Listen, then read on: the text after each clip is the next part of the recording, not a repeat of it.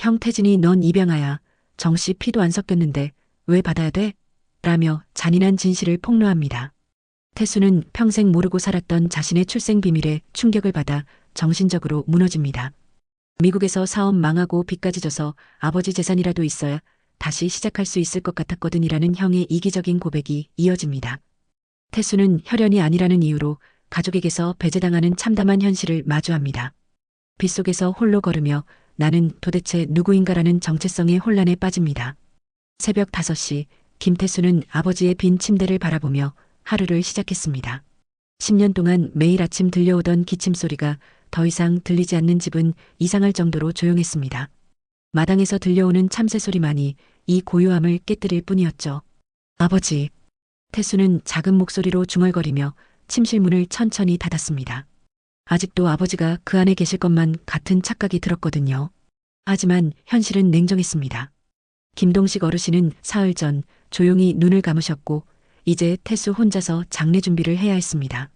부엌으로 향하는 발걸음이 유독 크게 들렸습니다. 평소라면 아버지를 깨울까봐 조심조심 걸었을 텐데 이제는 그럴 필요가 없었죠. 이런 작은 변화들이 태수의 마음을 더욱 무겁게 만들었습니다. 냉장고 문을 열어보니 아버지가 좋아하시던 바나나 우유가 그대로 있었습니다. 유통기한이 이틀이나 지났지만 차마 버릴 수가 없었어요. 태수는 그것을 그대로 두고 물만 한 잔 따라 마셨습니다. 여보, 일어났어요? 아내 이소영이 잠옷 차림으로 부엌에 나타났습니다. 평소보다 일찍 일어난 남편이 걱정스러웠던 모양이에요. 응, 잠이 안 와서. 태수는 담담하게 대답했지만 소영은 남편의 마음을 읽을 수 있었습니다. 10년 동안 아버지를 간병하면서 자신의 삶을 포기했던 남편이 이제 무엇을 해야 할지 모르고 있다는 것을 말이죠. 형님 연락은 됐어요? 어젯밤에 전화했는데 오늘 오후에 도착한다고 하더라고. 태수의 목소리에서 약간의 서운함이 묻어났습니다. 형인 김태진은 미국에서 성공한 사업가로 살고 있었지만 아버지의 병환 소식을 듣고도 10년 동안 단 한 번도 얼굴을 보이지 않았거든요. 바쁘다, 일이 있다는 핑계만 댔을 뿐이었죠. 소영은 남편의 어깨에 손을 올렸습니다. 형님이 어떻게 나오든 상관없어요. 가족이 이기적이든 말든 당신 마음만 다치지 않으면 돼요. 태수는 아내의 손을 가볍게 잡았습니다. 결혼 20년 동안 소영은 항상 이런 식으로 위로해 주었어요. 많은 말을 하지 않지만 꼭 필요한 순간에 정확한 말을 해주는 사람이었죠. 오전 9시 장례식장에서 온 직원들이 집에 도착했습니다. 태수는 미리 준비해둔 아버지의 사진을 건네주었어요. 10년 전에 찍은 사진이었지만 그나마 가장 건강해 보이는 모습이었거든요. 고인께서 참 인자하게 생기셨네요. 직원의 말에 태수는 고개를 끄덕였습니다. 아버지는 정말 인자한 분이셨어요. 비록 말수는 적었지만 태수가 어려울 때마다 묵묵히 도움을 주셨거든요. 특히 태수가 사업에 실패했을 때도 한마디 꾸짖지 않으시고 오히려 괜찮다, 다시 시작하면 된다고 말씀해 주셨던 기억이 났습니다. 점심시간이 되자 소영이 간단한 김치찌개를 끓여주었습니다. 태수는 몇 숟가락 뜨다가 젓가락을 내려놓았어요. 입맛이 없어요. 그래도 조금이라도 드세요. 오늘 하루가 얼마나 길지 모르잖아요. 소영의 말이 맞았습니다. 오후에는 형이 올 예정이고 내일은 장례식이었으니까요. 태수는 억지로라도 밥을 먹어야 했습니다. 오후 3시 현관벨이 울렸습니다. 김태진이 큰 캐리어를 끌고 나타났어요. 10년 만에 보는 형의 모습은 많이 달라져 있었습니다. 머리는 완전히 휘어졌고 얼굴에는 깊은 주름이 패여 있었죠. 하지만 여전히 당당한 모습이었어요. 태수야. 형님 오셨습니다. 두 형제는 어색하게 인사를 나누었습니다. 10년의 시간이 그들 사이를 더욱 멀게 만들었거든요. 아버지는 조용히 돌아가셨어요. 고생 많이 하셨는데 마지막에는 편안하게 가셨습니다. 태진은 고개를 끄덕이며 아버지의 영정사진을 바라보았습니다. 그의 눈가에 잠깐 슬픔이 스쳤지만 금세 평상시 표정으로 돌아왔어요. 저녁이 되자 두 형제는 거실에 마주 앉았습니다. 소영은 일부러 자리를 피해 주었고 형제만의 시간이 시작되었죠. 10년 동안 고생 많았다. 태진의 말에 태수는 담담하게 대답했습니다. 당연한 일이었어요.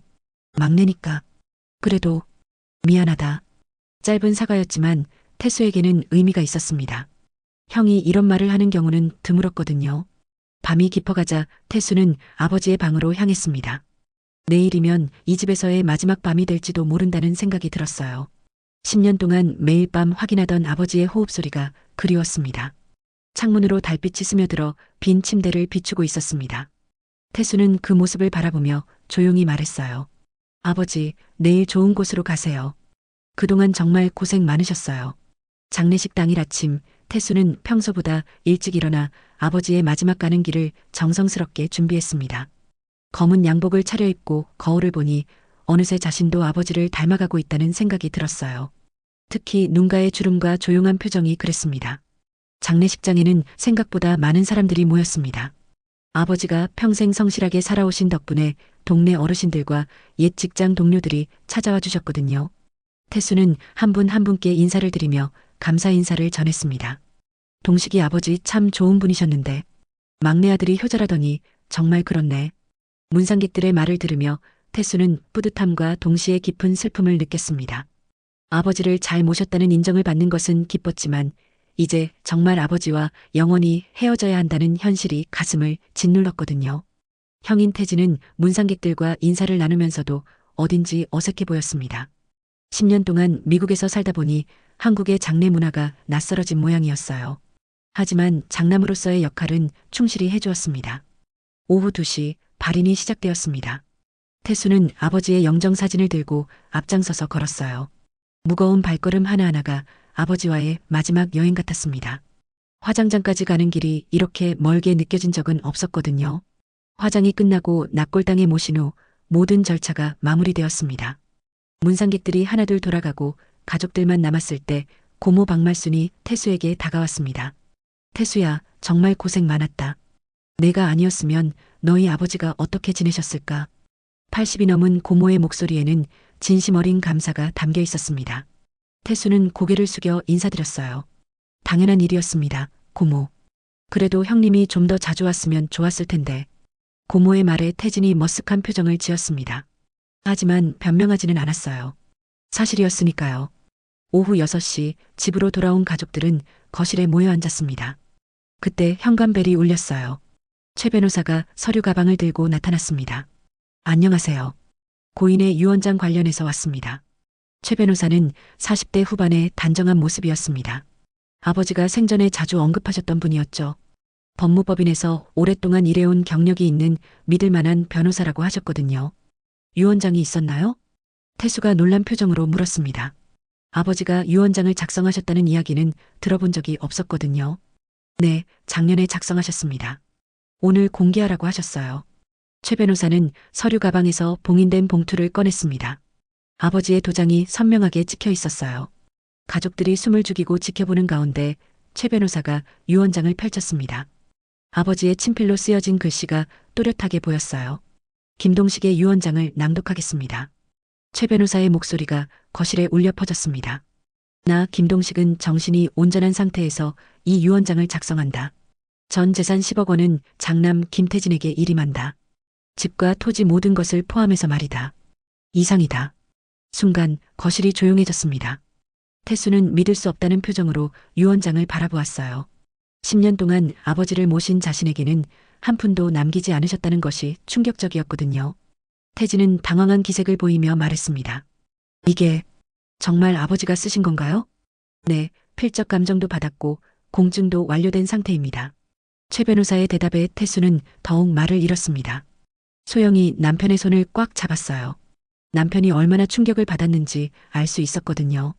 고모 박말순이 작은 목소리로 중얼거렸습니다. 그럴 리가 없어. 너희 아버지가 태수한테 항상 미안하다고 했는데. 고모, 뭐라고 하셨어요? 태수가 고모의 말을 제대로 듣지 못했나 봅니다. 하지만 고모는 고개를 저으며 더 이상 말하지 않았어요. 최 변호사가 서류를 정리하며 말했습니다. 상속 절차는 일주일 후에 진행하겠습니다. 필요한 서류들을 준비해서 제 사무실로 오시면 됩니다. 태진이 변호사에게 물었습니다. 혹시 아버지가 다른 말씀은 안 하셨나요? 왜 이렇게 결정하셨는지. 특별한 언급은 없으셨습니다. 다만 장남이 가족을 책임져야 한다고 말씀하셨어요. 최 변호사가 떠난 후 거실에는 무거운 침묵이 흘렀습니다. 태수는 창밖을 바라보며 생각에 잠겼어요. 아버지가 정말 자신을 이렇게 생각하셨을까 하는 의문이 들었거든요. 태진이 조심스럽게 말을 꺼냈습니다. 태수야, 미안하다. 나도 이런 줄 몰랐어. 괜찮습니다, 형님. 아버지 뜻이시니까요. 태수의 대답은 담담했지만 속마음은 복잡했습니다. 10년 동안의 간병이 헛된 것이었나 하는 생각이 들었거든요. 소영이 남편을 위로하듯 말했습니다. 돈이 전부는 아니에요. 당신이 아버님께 잘했다는 건 모든 사람이 다 아니까요. 하지만 태수의 마음속 상처는 쉽게 아물지 않았습니다. 밤늦게까지 잠들지 못하고 아버지와의 추억을 떠올렸어요. 과연 자신이 부족했던 걸까 아니면 다른 이유가 있는 걸까 하는 생각이 머릿속을 맴돌았습니다. 고모 박말순의 말이 계속 귓가에 맴돌았어요. 너희 아버지가 태수한테 항상 미안하다고 했는데 도대체 무엇이 미안하셨던 걸까요? 태수는 이 의문을 안고 긴 밤을 보내야 했습니다. 유언장 공개 후 사흘이 지났습니다.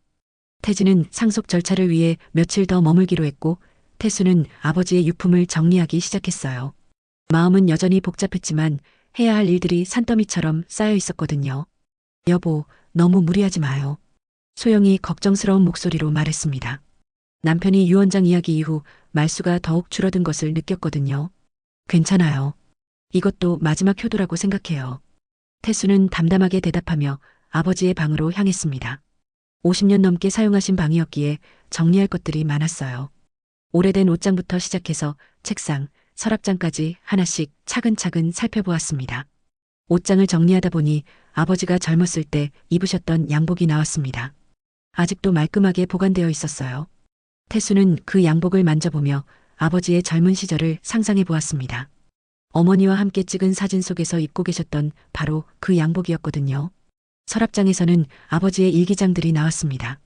10년치가 넘는 분량이었어요. 태수는 잠깐 망설였지만 아버지의 마음을 조금이라도 이해하고 싶어서 한 권을 펼쳐보았습니다. 태수가 오늘도 약을 챙겨주었다. 미안한 마음뿐이다. 아들이 자신의 인생을 포기하고 나를 돌보고 있다. 어떻게 보답해야 할까? 일기 곳곳에 태수에 대한 미안함과 고마움이 적혀 있었습니다. 태수의 눈시울이 붉어졌어요. 아버지도 자신의 마음을 알고 계셨던 거였죠. 그런데 이상했습니다. 일기에 적힌 아버지의 마음과 유언장의 내용이 전혀 달랐거든요. 왜 이런 마음을 가지고 계시면서도 모든 재산을 형에게만 물려주셨을까요? 점심시간이 되어 잠깐 쉬고 있는데 고모 박말순이 찾아왔습니다. 태수야, 혼자서 정리하느라 힘들지? 괜찮습니다, 고모. 들어오세요. 고모는 아버지의 방을 둘러보며 깊은 한숨을 쉬었습니다. 너희 아버지가 이 방에서 얼마나 많은 시간을 보내셨는지, 특히 마지막 몇 년은 거의 나오지도 않으셨잖니. 네, 몸이 많이 불편하셨으니까요. 고모가 갑자기 태수의 손을 잡았습니다. 태수야, 너는 정말 좋은 아들이었어. 그걸 너희 아버지도 잘 아셨을 거야. 그런데 왜 유언장에는? 그것 참 이상해. 너희 아버지가 평소에 하시던 말씀과는 너무 달라. 고모의 말에 태수는 더욱 의문이 커졌습니다. 고모도 뭔가 이상하다고 느끼고 계셨던 거였어요. 오후가 되자 태수는 다시 정리 작업을 시작했습니다. 이번에는 아버지가 가장 아끼셨던 장롱을 정리할 차례였어요. 60년 된 오래된 장롱이었지만 아버지가 평생 소중히 여기셨던 물건이었거든요. 장롱 속 물건들을 하나씩 꺼내는데 맨 밑칸에서 이상한 것을 발견했습니다. 작은 열쇠 하나가 테이프로 붙어 있었어요. 어디에 쓰는 열쇠인지 알 수 없었지만 아버지가 이렇게 숨겨놓으신 것을 보니 중요한 것 같았습니다. 이 열쇠가 뭐에 쓰는 거지? 태수는 열쇠를 손바닥에 올려놓고 자세히 살펴보았습니다. 작은 금고용 열쇠 같아 보였어요. 그런데 집안에 금고가 있었나요? 태수는 기억을 떠올려 보았지만 생각나지 않았습니다. 장롱을 완전히 비우고 나서 태수는 장롱을 조금 옮겨보기로 했습니다. 벽지가 오래되어서 새로 도배를 해야 할 것 같았거든요. 그런데 장롱을 옮기는 순간 뒤쪽 벽면에서 이상한 것을 발견했습니다. 벽지 일부가 다른 곳과 달리 새 것처럼 보였어요. 마치 최근에 다시 발라놓은 것 같았습니다. 태수는 호기심이 생겨서 그 부분을 자세히 살펴보았어요.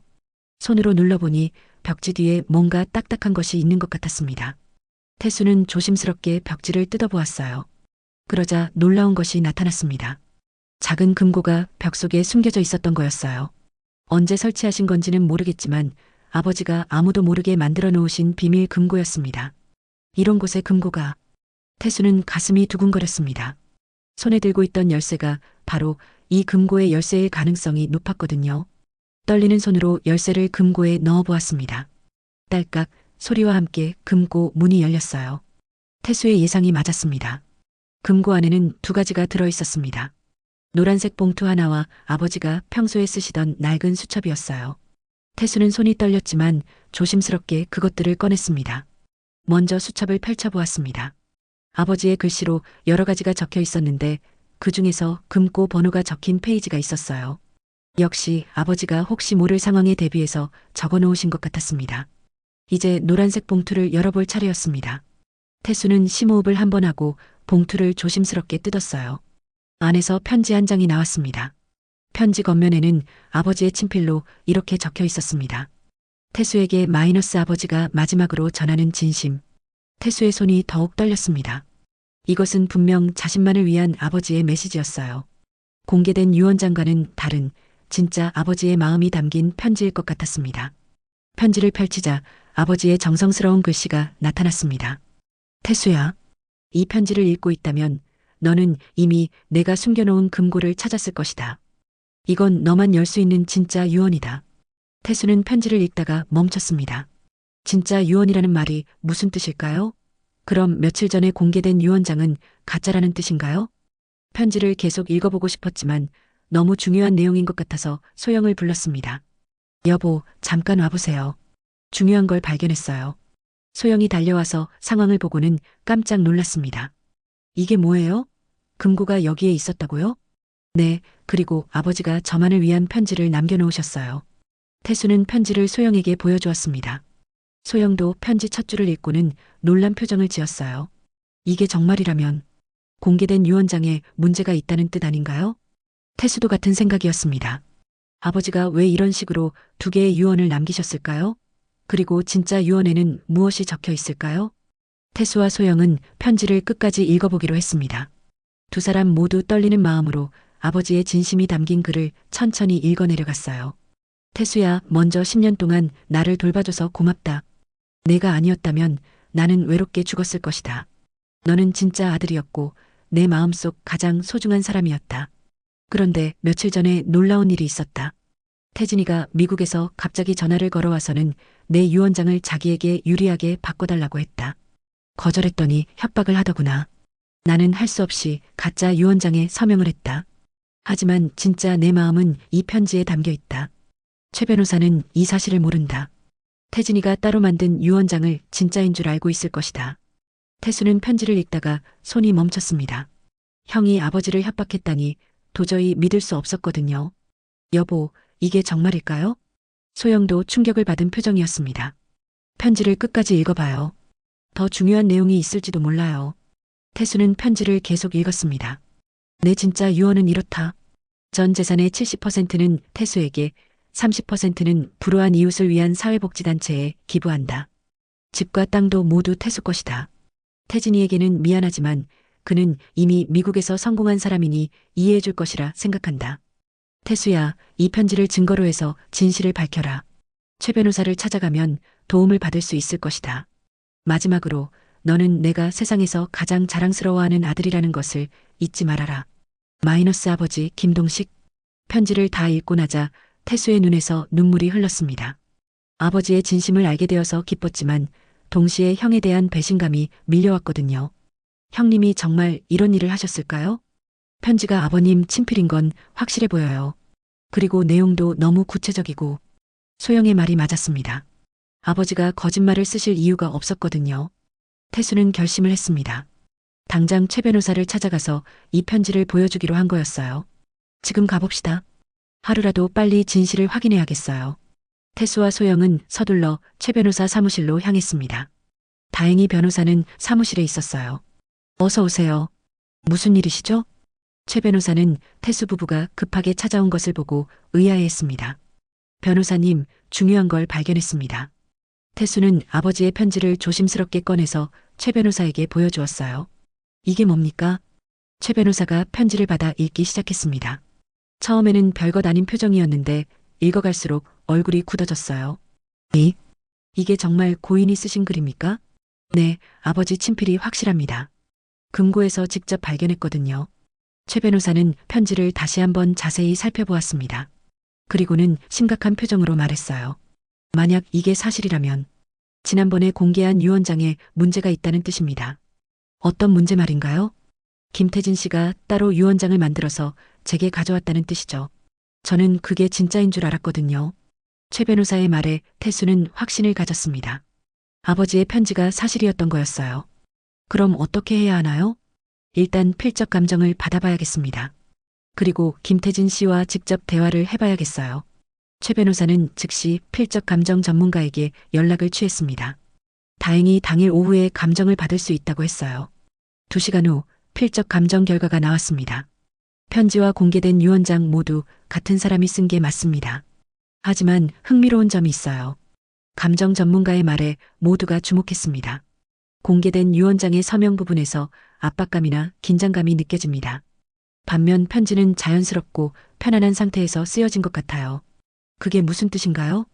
태수가 물었습니다. 유언장을 쓸 때는 어떤 강요나 압박을 받았을 가능성이 있다는 뜻입니다. 이 말을 들은 최 변호사의 표정이 더욱 심각해졌습니다. 이제 김태진 씨를 만나봐야겠습니다. 지금 당장 연락해 보겠어요. 최 변호사가 태진에게 전화를 걸었습니다. 급한 일이 있으니 당장 사무실로 와달라고 했어요. 1시간 후 태진이 사무실에 나타났습니다. 평소와 달리 어딘지 불안해 보였어요. 무슨 일로 급하게 부르셨나요? 앉으세요. 중요한 이야기가 있습니다. 최 변호사는 아버지의 편지를 태진에게 보여주었습니다. 태진이 편지를 보는 순간 얼굴이 하얗게 변했어요. 이게 어디서 나온 겁니까? 김태수 씨가 아버님 방에서 발견했습니다. 숨겨진 금고에 있었다고 하네요. 태진은 한동안 말을 못했습니다.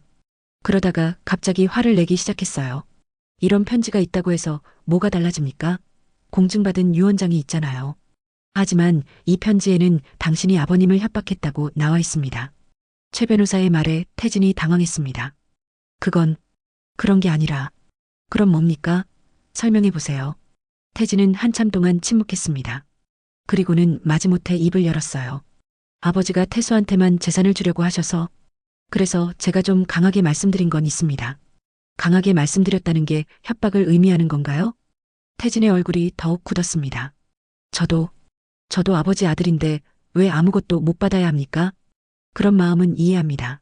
하지만 아버님을 협박해서 유언장을 바꾸게 한 건 잘못된 일이죠. 최 변호사의 말에 태진은 더 이상 변명할 수 없었습니다. 결국 진실이 밝혀진 거였어요. 태수는 형을 바라보며 실망스러운 표정을 지었습니다. 형님, 왜 그러셨어요? 10년 동안 한 번도 오지 않으시더니. 나도 어쩔 수 없었어. 미국에서 사업이 잘 안 되고 있었거든. 태진의 변명을 들으며 태수는 더욱 마음이 아팠습니다. 형이 이런 사람이었다니 믿을 수 없었거든요. 최 변호사가 정리하며 말했습니다. 이제 진짜 유언에 따라 상속 절차를 다시 진행하겠습니다. 법적으로도 문제 없을 것 같고요. 이렇게 해서 진실이 밝혀졌습니다. 아버지의 진심과 형의 배신, 그리고 태수가 받아야 할 진짜 유산에 대해서 말이죠. 변호사 사무실을 나온 후 태수와 태진은 어색하게 나란히 걸었습니다. 10년 만에 만난 형제 사이에 이런 일이 벌어질 줄은 꿈에도 몰랐거든요. 태수는 형에게 물어보고 싶은 게 많았지만 어떻게 말을 꺼내야 할지 모르겠었어요. 형님, 커피라도 한잔하면서 이야기해요. 태수가 조심스럽게 제안했습니다. 이대로 헤어질 수는 없었거든요. 아무리 배신을 당했다고 해도 형은 여전히 형이었으니까요. 그래, 그러자. 태진도 마음이 무거웠던지 고개를 끄덕였습니다. 두 사람은 근처 카페에 자리를 잡고 앉았어요. 한참 동안 침묵이 흘렀습니다. 태수가 먼저 입을 열었어요. 형님, 정말 궁금한 게 있어요. 뭔데? 왜 그러셨어요? 10년 동안 아버지를 한 번도 찾아뵙지 않으시더니 갑자기 나타나서 이런 일을. 태수의 목소리에는 서운함이 가득했습니다. 태진은 커피잔을 돌리며 대답했어요. 너는 모를 거야. 미국에서 사는 게 얼마나 힘든지. 그래도 아버지가 돌아가시기 전에 아버지가 나한테 뭘 해주셨어? 어릴 때부터 너만 예뻐하셨잖아. 태진의 말에 태수는 당황했습니다. 그런 기억이 없었거든요. 그런 적 없는데요? 없기는. 너는 입양하면서도 더 사랑받았어. 나는 친아들인데도 항상 뒷전이었다고. 태진의 말에 태수는 깜짝 놀랐습니다. 입양하라니 무슨 소리였을까요? 입양하요? 제가요? 뭐, 너 그것도 몰랐어? 태진이 믿을 수 없다는 표정으로 태수를 바라봤습니다. 아니, 그게 무슨. 너는 3살 때 우리 집에 왔어. 친부모는 따로 있다고. 태수는 머리가 하얗게 변하는 것 같았습니다. 자신이 입양하였다니 평생 모르고 살았던 사실이었거든요. 그럼, 그럼 저는 정씨 피도 안 섞였는데 왜 재산을 받아야 돼? 태진의 말이 태수의 가슴을 깊이 찔렀습니다. 입양하라는 사실보다도 형이 자신을 이렇게 생각하고 있었다는 게 더 충격적이었어요. 형님, 나도 어쩔 수 없었어. 미국에서 사업 망하고 빚까지 져서 아버지 재산이라도 있어야 다시 시작할 수 있을 것 같았거든. 태진의 고백을 들으며 태수는 모든 것을 이해할 수 있었습니다. 형이 왜 그런 선택을 했는지 말이에요. 하지만 이해한다고 해서 상처가 아무는 건 아니었습니다. 그래도 아버지를 협박까지 하시면서 협박이라니 그냥 좀 강하게 말한 것뿐이야. 아버지가 편지에 협박이라고 쓰셨는데요. 태진은 할 말이 없었습니다. 사실이었으니까요. 태수는 자리에서 일어났습니다. 더 이상 이야기를 계속할 수 없었거든요. 저는 먼저 가겠습니다. 태수야, 잠깐. 하지만 태수는 뒤돌아보지 않았습니다. 카페를 나서자 비가 내리기 시작했어요. 태수는 우산도 없이 빗속을 걸었습니다. 비에 젖어도 상관없었어요. 마음이 너무 아팠거든요. 집에 도착했을 때 태수는 완전히 젖은 상태였습니다. 소영이 깜짝 놀라며 수건을 가져다 주었어요. 여보, 무슨 일이에요? 왜 이렇게 젖어서? 여보. 태수는 소영을 안고 흐느끼기 시작했습니다. 어른이 되어서 이렇게 울어본 적이 없었는데 참을 수가 없었거든요. 무슨 일인지 말해봐요. 소영이 남편을 달래며 물었습니다. 저는 입양하였대요. 뭐라고요? 소영도 믿을 수 없다는 표정이었습니다. 형님이 그러시는데 제가 3살 때 입양됐다고. 그래서 정씨 피가 안 섞였다고. 태수는 오늘 있었던 일을 모두 이야기했습니다. 형의 배신, 입양 사실, 그리고 상처받은 마음까지 모든 것을 털어놓았어요. 소영은 남편의 이야기를 끝까지 들어준 후 말했습니다. 여보, 중요한 건 피가 아니에요. 당신이 10년 동안 아버님을 얼마나 정성스럽게 모셨는지가 중요한 거죠. 하지만 저는 진짜 아들이 아니었어요.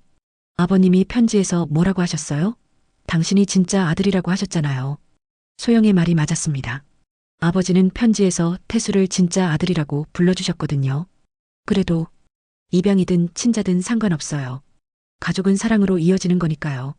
소영의 위로에 태수는 조금씩 마음을 진정시켰습니다. 하지만 여전히 상처는 깊었어요. 그때 현관벨이 울렸습니다. 고모 박말순이 비를 맞으며 찾아왔어요. 고모, 들어오세요. 태수야, 태진이가 뭔가 이상하더라. 아까 전화해서 막 화내면서. 고모도 오늘 있었던 일을 대략 눈치챈 모양이었습니다. 고모, 제가 입양하라는 게 정말인가요? 태수의 질문에 고모의 표정이 굳었습니다. 누가 그런 소리를? 형님이 그러시는데. 고모는 한참 동안 망설이다가 입을 열었습니다. 그래, 맞아. 내가 3살 때 우리 집에 왔지. 역시 사실이었습니다. 태수는 다시 한번 충격을 받았어요. 하지만 태수야, 그게 중요한 게 아니야. 고모가 태수의 손을 잡았습니다. 내가 3살 때 너희 어머니가 태진이보다 널 더 사랑했단다. 입양은 했지만 마음은 진짜 아들이었어. 정말요? 그럼 너희 어머니가 돌아가시기 전에 나한테 부탁했거든. 태수를 잘 돌봐달라고. 고모의 말을 들으며 태수는 조금씩 위로를 받았습니다. 그리고 너희 아버지도 마찬가지셨어. 태수를 얼마나 아끼셨는데. 그런데 왜 아무도 말해주지 않으셨어요? 말할 필요가 없었거든. 너는 이미 우리 가족이었으니까. 고모의 말에 태수는 눈물이 났습니다. 하지만 이번에는 슬픔의 눈물이 아니라 감동의 눈물이었어요. 고모, 감사합니다. 뭘? 그리고 태수야, 진심은 피보다 진하다는 거 잊지 말아라. 고모가 떠난 후 태수는 아버지 방으로 갔습니다. 어릴 적 아버지와의 추억들이 하나씩 떠올랐어요. 아버지가 몰래 지어주시던 작은 집 짓기 장난감, 아플 때 밤새 간병해주시던 모습, 그리고 내 아들이라고 불러주시던 따뜻한 목소리까지. 태수는 비로소 깨달았습니다. 진심은 정말 피보다 진하다는 것을, 그리고 자신이 받은 사랑이 얼마나 소중한 것이었는지를 말이에요. 그날 밤 태수는 잠을 이룰 수 없었습니다. 입양하라는 사실과 형의 배신이 머릿속에서 계속 맴돌았거든요. 새벽 4시쯤 되어서야 겨우 잠이 들었는데 꿈속에서 어린 시절의 기억들이 파편처럼 떠올랐어요. 3살 무렵의 흐릿한 기억이었습니다. 낯선 집에 처음 왔을 때의 두려움, 그리고 따뜻하게 안아주시던 어머니의 품이 생각났어요. 당시에는 무슨 일인지 몰랐지만 이제야 그 의미를 알 것 같았습니다. 아침 7시 태수는 눈을 떴습니다. 소영은 이미 일어나서 아침 준비를 하고 있었어요. 잠은 좀 잤어요? 조금. 태수는 피곤한 표정으로 일어났습니다. 하지만 마음은 어제보다 조금 정리된 것 같았어요. 아침을 먹고 있는데 현관벨이 울렸습니다. 고모 박말순이 또 찾아온 거였어요. 손에는 낡은 상자를 하나 들고 있었습니다. 고모, 일찍 오셨네요. 태수야, 어젯밤에 생각해보니 내게 보여줄 게 있어서. 고모는 상자를 식탁 위에 올려놓았습니다. 이게 뭐예요? 내가 3살 때 가져온 물건들이야. 너희 어머니가 소중히 보관하라고 하셔서 지금까지 간직하고 있었거든. 태수는 가슴이 두근거렸습니다. 자신의 어린 시절과 관련된 물건들이라니 궁금하지 않을 수 없었거든요. 상자를 열어보니 여러 가지가 들어있었습니다. 작은 옷가지들, 장난감 자동차, 그리고 낡은 사진 몇 장이 있었어요. 이 사진들은 너의 친부모님이야. 그리고 내가 태어났을 때부터 3살까지의 모습들이지. 태수는 떨리는 손으로 사진을 들여다보았습니다. 젊은 부부가 아기를 안고 웃고 있는 모습이었어요. 그 아기가 바로 자신이었던 거죠. 왜 저를 보내신 걸까요? 태수의 목소리가 떨렸습니다. 아버지가 사고로 돌아가시고 어머니도 병으로 오래 살 수 없다고 하셨거든. 그래서 너를 더 좋은 환경에서 키우고 싶어 하셨던 거야. 고모의 설명을 들으며 태수는 복잡한 감정에 휩싸였습니다. 친부모도 자신을 사랑했기 때문에 보낸 것이었군요. 그리고 이것도 봐. 고모가 작은 편지를 꺼냈습니다. 친어머니가 써준 편지였어요. 태수야, 엄마가 너를 더 이상 돌볼 수 없어서 미안해. 하지만 새로운 가족들이 너를 정말 사랑해줄 거야. 건강하고 행복하게 자라길 바란다. 엄마는 항상 너를 사랑한다. 편지를 읽고 나니 태수의 마음이 따뜻해졌습니다. 자신이 버려진 게 아니라 사랑받기 위해 보내진 거였다는 걸 알 수 있었거든요. 그리고 이건 너희 아버지가 내게 주려고 만드신 거야. 고모가 작은 나무 상자를 꺼냈습니다. 손바닥만 한 크기의 예쁜 상자였어요. 상자를 열어보니 작은 집 모양의 장난감이 들어있었습니다. 아버지가 직접 만드신 것 같았어요. 나무를 깎아서 정성스럽게 만든 작품이었죠. 아버지가 직접 만드신 거예요? 그럼 내가 5살 생일 때 주려고 하셨는데 너무 어려서 잃어버릴까봐 기다리셨거든. 그런데 그 후로 병이 나서. 고모의 말을 들으며 태수는 눈물이 났습니다. 아버지가 자신을 위해 이런 선물까지 준비해 두셨다니. 이 집 모양이 특별한 의미가 있어. 어떤 의미요? 너희 가족이 함께 사는 집이야. 아버지가 그러셨거든. 태수가 이 집에서 평생 행복하게 살았으면 좋겠다고. 태수는 작은 집 장난감을 손바닥에 올려놓고 바라보았습니다. 아버지의 사랑이 그대로 전해져 오는 것 같았어요. 고모, 감사합니다. 이런 걸 보여주셔서. 뭘, 원래 내 것인걸. 그리고 태수야, 이제 알겠지? 내가 얼마나 사랑받는 아이였는지. 고모의 말에 태수는 고개를 끄덕였습니다. 친부모의 사랑, 양부모의 사랑 모두가 진심이었다는 걸 깨달았거든요. 점심시간이 되어 고모가 돌아가신 후 태수는 혼자서 아버지 방에 앉아 있었습니다. 어린 시절의 기억들이 하나씩 되살아났어요. 아버지가 밤늦게 일하실 때 옆에서 그림을 그리던 기억이 났습니다. 아버지는 일이 바쁘신데도 태수의 그림을 보시며 우리 태수가 그림을 잘 그리네라고 칭찬해 주셨거든요. 또 태수가 초등학교 운동회 때 1등을 했을 때도 생각났습니다. 아버지가 얼마나 기뻐하셨는지 저녁에 특별히 치킨을 사주시면서 내 아들이 최고야라고 말씀하셨던 기억이 선명했어요. 중학교 때 성적이 떨어져서 속상해하고 있을 때도 그랬습니다. 아버지는 꾸짖지 않으시고 괜찮다, 다음에 더 잘하면 되라고 격려해 주셨죠. 그리고 태수가 대학 입학할 때의 기억도 떠올랐습니다. 등록금이 부족해서 걱정하고 있는데 아버지가 조용히 준비해 주셨거든요. 아들 교육비는 아버지가 당연히 책임져야지라고 말씀하시면서요. 결혼할 때도 마찬가지였습니다. 아버지는 태수의 결혼을 누구보다 축하해 주셨고 신혼집 마련까지 도와주셨어요. 이 모든 기억들을 떠올리며 태수는 깨달았습니다. 아버지에게 자신은 정말 소중한 아들이었다는 것을. 피가 섞이지 않았다고 해서 사랑이 줄어드는 건 아니었던 거죠. 오후에 소영이 시장에서 돌아왔습니다. 여보, 표정이 많이 밝아졌네요. 네, 고모께서 보여주신 것들 덕분에 많은 걸 깨달았어요. 태수는 오늘 있었던 일들을 소영에게 이야기했습니다. 친부모의 편지, 아버지가 만들어주신 장난감, 그리고 되살아난 추억들까지. 정말 다행이에요. 이제 마음이 편해지셨죠? 네, 진심은 정말 피보다 진한 것 같아요. 태수는 아버지가 만들어주신 작은 집을 다시 한번 바라보았습니다. 그 안에 담긴 사랑이 느껴졌어요. 저녁 무렵 태수는 결심을 했습니다. 내일부터 새롭게 시작하자고. 아버지의 사랑을 받은 만큼 이제는 자신이 그 사랑을 세상에 나누어 주자고 말이에요. 여보, 아버지 집을 어떻게 할까요? 소영이 물었습니다. 좋은 일에 써야죠. 아버지가 기뻐하실 만한 일로요. 태수의 눈에는 새로운 희망의 빛이 보였습니다. 상처받은 마음이 치유되고 이제는 앞으로 나아갈 준비가 된 것 같았어요. 다음 날 아침 태수는 일찍 일어나 최 변호사에게 전화를 걸었습니다. 이제 더 이상 주저할 이유가 없었거든요. 아버지의 진짜 뜻을 세상에 알려야 했습니다. 변호사님, 진짜 유언장으로 법적 절차를 진행해 주세요. 네, 알겠습니다. 오늘 오후에 법원에 제출하겠습니다. 최 변호사의 목소리에서 확신이 느껴졌습니다. 증거가 확실했으니까요. 그런데 김태진 씨 측에서 반발할 가능성이 있습니다. 준비하셔야 할 것 같아요. 어떤 준비 말인가요? 법정에서 증인이 필요할 수도 있고 태진 씨가 완강히 부인할 수도 있거든요. 태수는 고개를 끄덕였습니다. 형이 순순히 물러날 성격은 아니었으니까요. 오전 10시 예상대로 태진에게서 전화가 왔습니다. 태수야, 우리 한 번 더 만나서 이야기하자. 형님, 더 이상 이야기할 게 없는 것 같은데요. 제발 한 번만. 내가 잘못했어. 태진의 목소리에서 절박함이 느껴졌습니다. 태수는 잠깐 망설였지만 마지막으로 한 번 더 만나보기로 했어요. 1시간 후 두 형제는 공원 벤치에서 마주 앉았습니다.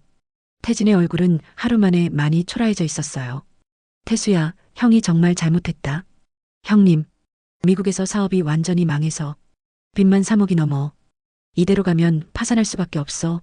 태진의 고백을 들으며 태수는 복잡한 심경이었습니다. 형의 사정을 이해할 수는 있었지만 그렇다고 해서 아버지를 속인 일이 정당화되는 건 아니었거든요.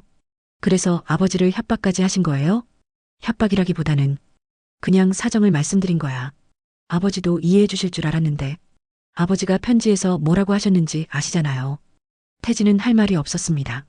형님, 저도 형님 사정은 이해해요.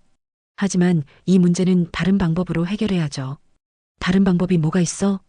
제가 상속받은 후에 형님을 도와드릴 수 있잖아요. 태수의 말에 태진이 고개를 들었습니다. 정말 그럴 거야? 물론이죠. 형님이니까요. 태진의 눈에서 눈물이 흘렀습니다. 동생의 너그러운 마음에 더욱 미안해진 거였어요. 태수야, 형이 정말 미안하다. 이제라도 잘못을 인정하시면 되죠. 두 형제는 오랜만에 진솔한 대화를 나누었습니다. 10년 동안 쌓인 오해와 서운함들이 조금씩 풀려나가는 것 같았어요. 오후 2시 최 변호사가 법원에 진짜 유언장을 제출했습니다. 동시에 기존 유언장이 위조되었다는 고발장도 함께 넣었어요.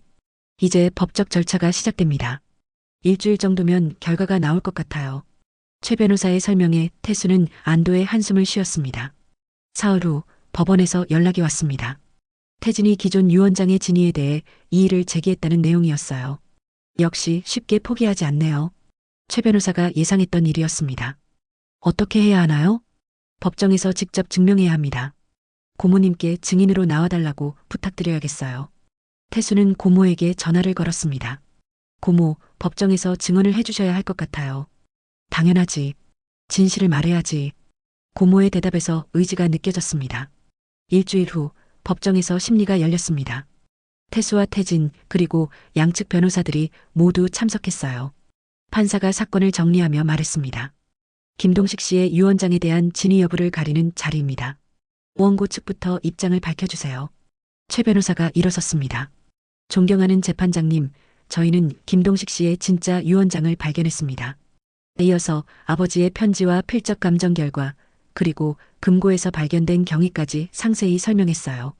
태진 측 변호사가 반박했습니다. 그런 편지는 언제든지 조작할 수 있습니다. 공증받은 유언장이 더 신뢰할 만합니다. 그때 고모 박말순이 증인으로 나섰습니다. 제가 김동식의 여동생 박말순입니다. 고모는 당당한 목소리로 증언을 시작했어요. 형님은 마지막 몇 달 동안 태수에 대한 이야기를 자주 하셨습니다. 10년 동안 간병해준 것에 대해 너무 고마워하셨어요. 구체적으로 어떤 말씀을 하셨나요? 판사가 물었습니다. 태수에게 모든 재산을 물려주고 싶다고 하셨어요. 태진이는 이미 미국에서 성공했으니 괜찮을 거라고요. 고모의 증언은 명확했습니다. 그런데 한 달 전쯤에 태진이가 전화를 한 후로 형님이 많이 괴로워하셨어요. 뭔가 강요받고 있다는 느낌이었거든요. 태진이 자리에서 일어났습니다. 재판장님, 저는 아버지께 사정만 말씀드렸을 뿐입니다. 어떤 사정을 말씀하셨죠? 제가 미국에서 사업이 어려워진 상황을. 그때 어떤 식으로 말씀하셨는지 구체적으로 설명해 주세요. 판사의 질문에 태진이 당황했습니다. 그냥 도움이 필요하다고. 협박이나 강요는 하지 않으셨나요? 그런 건 아닙니다.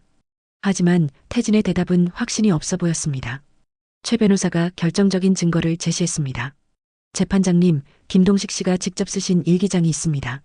아버지의 일기장에는 태진의 전화 후 느꼈던 심경이 자세히 적혀 있었어요. 태진이가 무서운 말을 했다.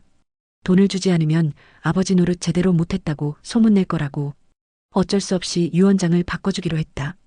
일기장 내용이 공개되자 법정이 조용해졌습니다. 태진은 더 이상 부인할 수 없었습니다. 인정합니다. 제가 너무 다급해서. 판사가 판결을 내렸습니다. 김태수 씨가 제출한 유언장이 진본으로 인정됩니다. 기존 유언장은 강요에 의해 작성된 것으로 판단되어 무효 처리합니다. 법정을 나서면서 태수는 복잡한 심경이었습니다. 이겼지만 기쁘지만은 않았거든요. 형과의 관계가 더욱 어색해질 것 같았으니까요. 하지만 아버지의 진짜 뜻이 세상에 알려진 것만은 다행이었습니다. 이제 아버지의 사랑을 세상에 나누어줄 차례였어요. 법정 판결이 난 지 한 달이 지났습니다. 태수는 아버지의 유산을 정식으로 상속받았고 이제 그 돈을 어떻게 사용할지 고민하고 있었어요. 아버지가 바라셨을 만한 일을 하고 싶었거든요. 여보, 결정하셨어요? 소영이 아침 식사를 준비하며 물었습니다. 네, 아버지 집을 도서관으로 만들기로 했어요. 태수의 대답에 소영이 미소를 지었습니다. 좋은 생각이에요. 아버님이 책을 좋아하셨으니까요. 아버지는 평생 독서를 즐기셨던 분이었습니다. 집 한편에는 수백 권의 책들이 꽂혀 있었고 태수가 어릴 때도 자주 책을 읽어주셨거든요. 오전에 태수는 건축 설계사를 만났습니다. 아버지 집을 작은 도서관으로 개조하는 작업에 대해 상의하려고 했어요. 어떤 분위기로 만드시고 싶으신가요? 따뜻하고 편안한 느낌이요. 아이들이 와서 책을 읽을 수 있고 어르신들도 편하게 쉴 수 있는 그런 공간으로요. 태수의 설명을 들으며 설계사가 고개를 끄덕였습니다. 좋은 아이디어네요. 요즘 동네 도서관이 많이 필요한 시기거든요. 설계 작업이 시작되었고 태수는 매일 공사 현장을 지켜보았습니다. 아버지가 평생 살아오신 집이 새로운 모습으로 변해가는 것을 보니 감회가 새로웠어요. 공사 중에 태진이 찾아왔습니다. 법정 이후로 처음 만나는 자리였어요. 태수야. 태진의 목소리에서 미안함이 느껴졌습니다. 형님, 어서 오세요. 태수는 예전과 다름없이 형을 맞이했습니다. 여기서 뭘 하고 있어? 아버지 집을 도서관으로 만들고 있어요. 태진은 공사 현장을 둘러보며 놀란 표정을 지었습니다. 도서관을? 왜? 아버지가 기뻐하실 일이라고 생각해서요. 태수의 대답에 태진이 고개를 숙였습니다. 나는 돈밖에 생각 못했는데. 형님도 도와주세요. 뭘? 도서관 운영을 도와주세요. 형님이 미국에서 경영 경험이 많으시잖아요. 태수의 제안에 태진이 깜짝 놀랐습니다. 자신을 용서해주는 것도 고마운데 이렇게까지 해준다니 믿을 수 없었거든요. 정말 괜찮아? 가족이니까요. 태수의 말에 태진의 눈에서 눈물이 흘렀습니다. 고마워, 태수야. 정말 고마워. 그날부터 태진도 도서관 준비에 동참했습니다. 오랜만에 형제가 함께 일하는 모습이었어요. 2달 후 도서관 공사가 완료되었습니다. 아버지의 방은 어린이 도서 코너로, 거실은 일반 도서 코너로 꾸며졌어요. 마당에는 독서를 할 수 있는 작은 정자도 만들었습니다. 개관 준비를 하면서 태수는 도서관 이름을 정해야 했습니다. 여러 가지를 고민하다가 동식 작은 도서관으로 정했어요. 아버지의 이름을 따서 지은 거였죠. 개관일 하루 전 고모 박말순이 찾아왔습니다. 와, 정말 멋지게 꾸몄네. 고모는 도서관 곳곳을 둘러보며 감탄했습니다. 아버지가 좋아하실까요? 당연하지. 너희 아버지가 평생 꿈꿔오신 일이야. 고모의 말에 태수는 뿌듯했습니다. 그런데 태수야, 이 벽에 뭔가 걸면 좋겠는데? 고모가 현관벽을 가리키며 말했습니다. 뭘 걸까요? 너희 아버지 사진이랑 도서관을 만든 이유를 적은 그리면 어떨까? 좋은 아이디어였습니다. 태수는 아버지의 젊은 시절 사진을 크게 인화해서 걸고 그 옆에 작은 글귀를 적었어요. 사랑은 피보다 진하고 진심은 시간보다 오래간다. 마이너스 김동식을 기리며. 개관일 아침 동네 사람들이 하나둘 찾아왔습니다. 소문을 듣고 온 어린이들과 어르신들로 도서관이 북적였어요. 누가 이런 좋은 일을 하셨대요? 김동식 어르신 아들이 아버지를 기리면서 만드셨다네요. 사람들의 이야기를 들으며 태수는 가슴이 뿌듯했습니다. 오후에는 태수가 직접 아이들에게 책을 읽어주는 시간을 가졌어요. 어린이들이 둘러앉아 신기한 눈으로 이야기를 들었습니다. 아저씨, 내일도 와서 책 읽어줄 거예요? 한 아이가 천진난만하게 물었습니다. 물론이지. 매주 토요일마다 올 거야. 태수의 대답에 아이들이 박수를 쳤습니다. 저녁이 되어 사람들이 돌아간 후 태수는 혼자 도서관에 앉아 있었습니다. 아버지의 사진을 바라보며 조용히 말했어요. 아버지, 잘하고 있는 거죠? 아버지의 마지막 선물은 돈이 아니라 제가 진짜 아들이었다는 기억이었어요. 그때 소영이 들어왔습니다. 여보, 뭘 하고 계세요? 아버지께 인사드리고 있었어요. 소영이 남편의 옆에 앉았습니다. 정말 의미 있는 일을 하셨어요. 아버님이 얼마나 기뻐하실까요? 이제 시작이에요. 앞으로 더 많은 사람들이 이곳에서 행복을 찾을 수 있도록 해야죠. 태수의 눈에는 희망의 빛이 가득했습니다. 한 달 후 도서관은 동네의 명소가 되었습니다. 매일 수십 명의 사람들이 찾아와서 책을 읽고 휴식을 취했어요. 특히 토요일 태수의 책 읽기 시간은 아이들에게 인기가 많았습니다. 태진도 정기적으로 와서 경영 상담을 해주었고 형제 사이는 예전보다 더 가까워졌어요. 어느 토요일 오후 책 읽기 시간이 끝난 후 한 아이가 태수에게 다가왔습니다. 아저씨, 우리 할아버지도 아저씨 아버지처럼 착한 분이셨대요. 그래, 할아버지가 어떤 분이셨는데? 엄마가 그러는데 할아버지가 돌아가시기 전에 우리를 많이 사랑한다고 하셨대요. 아이의 말을 들으며 태수는 미소를 지었습니다. 사랑은 이렇게 대를 이어 전해지는 거구나 하는 생각이 들었거든요. 해가 저물어 가는데 태수는 도서관 정원에서 아버지가 만들어주신 작은 집 장난감을 꺼내보았습니다. 이제 그 집은 현실이 되었어요. 많은 사람들이 찾아와서 행복을 나누는 진짜 집이 된 거였죠. 아버지, 고맙습니다. 저에게 진짜 유산을 남겨주셔서요. 태수가 중얼거리자 바람이 불어와 나뭇잎들이 살랑살랑 흔들렸습니다. 마치 아버지가 대답해 주시는 것 같았어요. 그렇게 김태수는 아버지로부터 받은 진짜 유산인 사랑을 세상에 나누어주며 새로운 삶을 시작했습니다. 가족은 피보다 마음으로 이어진다는 진리를 깨달으면서 말이에요.